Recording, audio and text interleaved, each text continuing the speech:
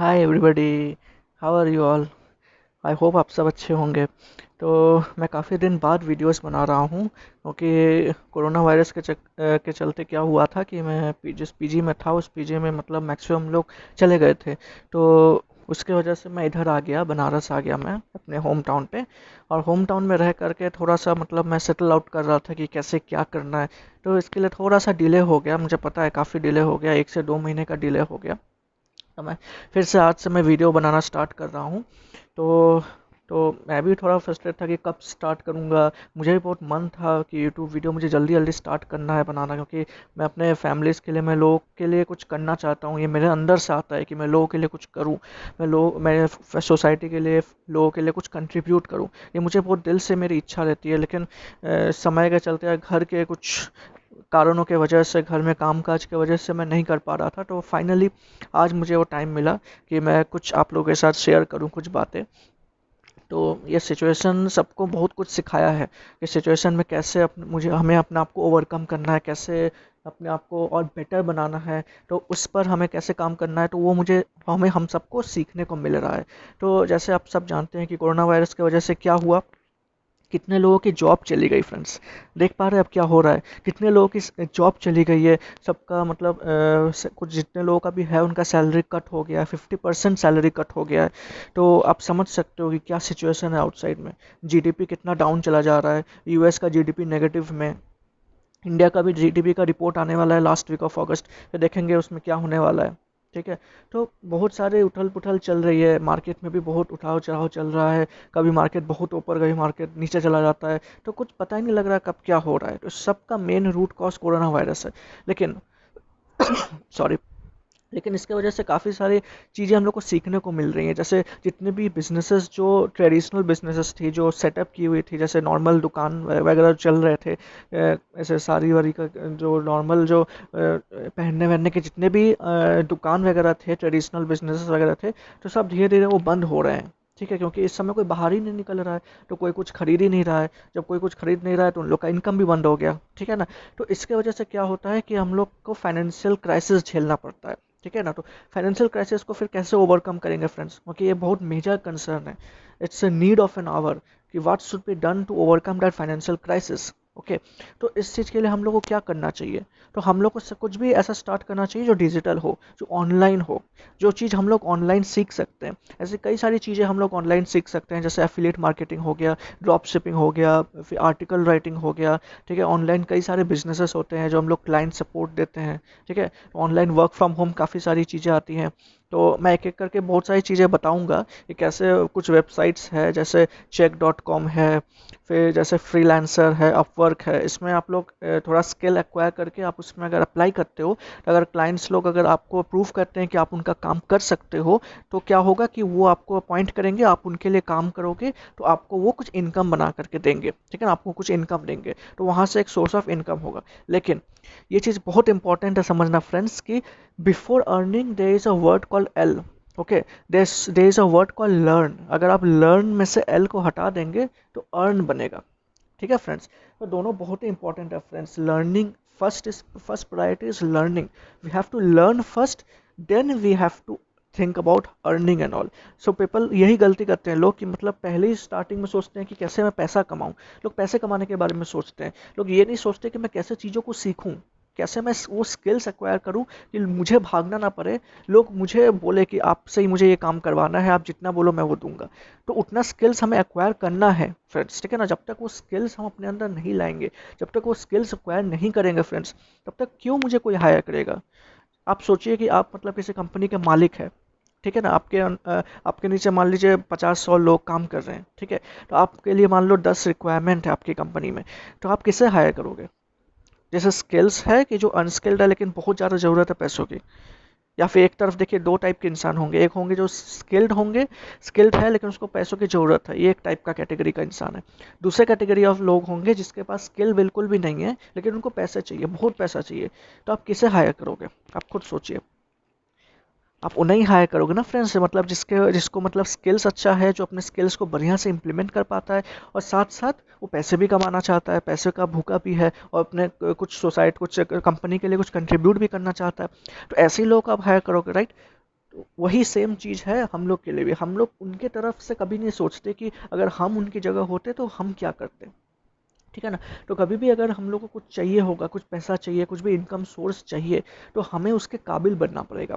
हमें कुछ चीज़ सीखनी पड़ेंगी, कुछ लर्निंग करनी पड़ेंगी, कोई नए नए स्किल्स सीखनी पड़ेंगी। वरना सोचिए क्यों आपको कोई पैसा देगा अगर आपके पास कोई स्किल नहीं है, आपके पास कोई काबिलियत नहीं है, तो क्यों आपको कोई हायर करेगा। आपको थोड़ी ना फ्री फंड का पैसा देगा, जैसे मन कर गया इसको बहुत पैसों की ज़रूरत है इसको हम दे देंगे 1000 2000, ऐसा नहीं होता है। आपके पास स्किल्स होना चाहिए। लोग अगर 100 रुपये भी देंगे ना, अगर आपको कोई 100 रुपीज़ भी देता है, तो आपके स्किल्स को देखकर पैसा देते हैं। ऐसा नहीं कि मतलब इसको ज़रूरत है तो पैसा दे दिया। वरना सोचिए अगर ऐसा होता है तो भिखारी सबसे ज़्यादा अमीर होते हैं, नहीं होते फ्रेंड्स, होते हैं ना। तो यही मैं कहना चाह रहा हूँ कि मतलब अगर अपने स्किल्स को आप बढ़ाते रहे तो आपकी अर्निंग्स भी बढ़ती चली जाएगी। Because our earning is directly proportional to our learning. Okay, L comes before earn. So first we have to know the process of learning.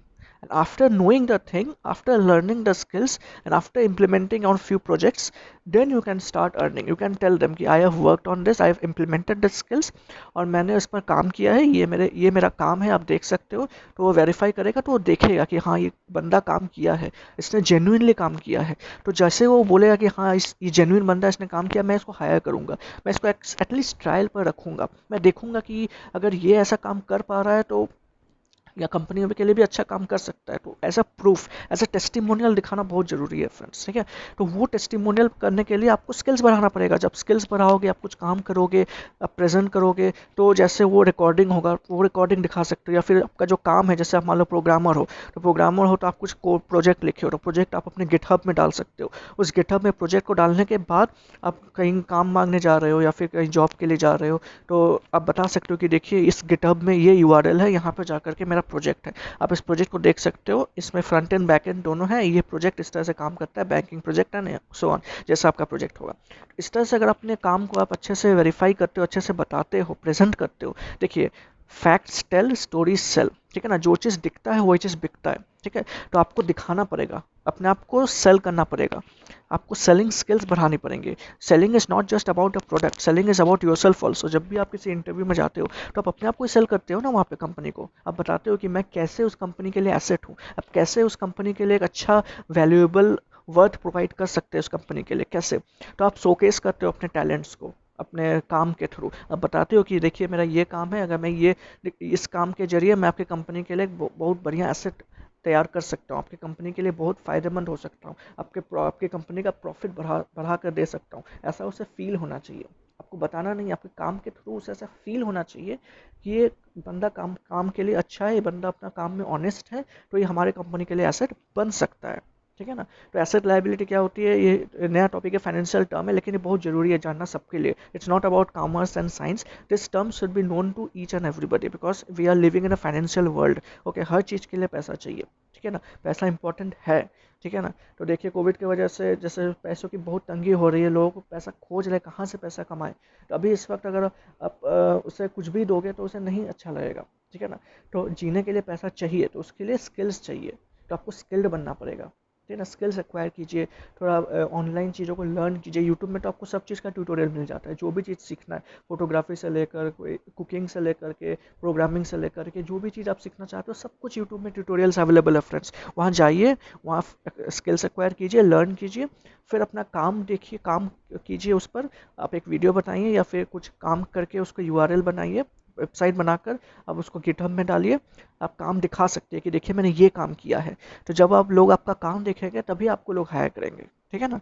किसी को भी हायर करने से पहले किसी सबका आप देख सकते हो हिस्ट्री, जो भी चीज़, जो भी कंपनी में लोग काम करते हैं, किसी का कोई ना कोई रिकॉर्ड रहा है, किसी ने कहीं ना कहीं कोई काम किया होगा, भले एक्सपीरियंस ना हो, लेकिन उसने खुद से कुछ प्रोजेक्ट बनाया होगा, तो उसी को देख करके या फिर अच्छा खासा नॉलेज होगा जो अच्छे से उसके हर सवाल का जवाब दे पा रहा होगा, और साथ में प्रोजेक्ट भी किया होगा। तो ये इम्प्लीमेंटेशन लोग देख करके उन्हें हायर करते हैं, ठीक है ना। तो आपको भी अपने स्किल्स को बढ़ाना होगा, ठीक है ना। तो अगर अपने स्किल्स को आप बढ़ाओगे तो क्या होगा, आपका स्किल्स बढ़ेगा तो ऑटोमेटिक लोग आपको हायर करेंगे। देखिए मैं भी सॉफ्टवेयर इंजीनियर हूँ अभी, तो मैं सॉफ्टवेयर इंजीनियर ऐसे तो नहीं बन गया, I was electronics and communication engineer. तो वहाँ से जो रास्ता इलेक्ट्रॉनिक्स कम्युनिकेशन से लेकर के प्रोग्रामिंग का जो रास्ता है वो इतना ईजी नहीं होता है फ्रेंड्स। बहुत कुछ सीखना पड़ता है, प्रोग्रामिंग के कॉन्सेप्ट सीखने पड़ते हैं, जैसे C++ हो गया, जावा हो गया। ऊपर ऊपर से नहीं, सुपरफिशियल लेवल से नहीं, डेप्थ इन डेप्थ नॉलेज होना चाहिए, वरना लोग आपको हायर नहीं करेंगे। ठीक है ना। जैसे नॉर्मल बेसिक जानने वाले तो आपको लाखों लोग मिल जाएंगे, लेकिन इन डेप्थ कैसे आप दूसरों से अलग हो, आपको प्रूफ करना पड़ेगा कि yes you are different from others. वो कैसे होगा? जब आप कोई प्रोजेक्ट बनाओगे, जो भी आप चीज़ें लर्न कर रहे हो उस पर प्रोजेक्ट बनाओ, आपको दिखाओ कि मैं ये पढ़ा हूँ और मैं इस नॉलेज को इम्प्लीमेंट करके मैंने ये प्रोजेक्ट बनाया है। जिससे क्या होगा कि आपको प्लस मतलब एक बेनिफिट मिलेगा, बेनिफिट ऑफ डाउट आपको मिलेगा, बेनिफिट मिलेगा आपको कि आप बाकी सबसे अलग क्यों हो। ठीक है ना। तो आपके हायरिंग के चांसेस और बढ़ जाएंगे, 20 to 30 टाइम्स आपका हायरिंग चांसेस बढ़ जाएंगे। ठीक है ना। तो you should support your knowledge with the implementation with the project which you did. तो अगर आप ऐसा कर पाते हो तो देखिएगा आपका मतलब जो नॉलेज है वो भी बढ़ेगा, साथ साथ हायरिंग का भी वो चांसेस बढ़ जाएगा 2 to 3 टाइम्स, 2 to 3 फोल्ड्स। ठीक है ना। तो इस चीज़ पर ध्यान देना इंपॉर्टेंट है। ठीक है। तो अब से मैं और धीरे धीरे लाऊंगा वीडियोस कि कैसे आप अर्निंग कर सकते हो, कैसे आप पैसा कमा सकते हो ज़्यादा से ज़्यादा। ठीक है ना। ये ज़्यादा डिफिकल्ट नहीं है। ठीक है ना। ये सीखना पड़ता है, स्किल्स अगर आप बढ़ाओगे तो आपका इनकम भी बढ़ेगा। ठीक है ना। तो कोशिश कीजिए, नया नया स्किल सीखिए, और फिर मैं आपको आगे वीडियोस में मैं आपसे मिलूंगा, फिर बात करूंगा कि अब कैसे आगे बढ़े, क्या चीज़ें सीखा जा सकता है। Okay, thank you friends. Bye friends, मिलते हैं नेक्स्ट वीडियो में। Thank you.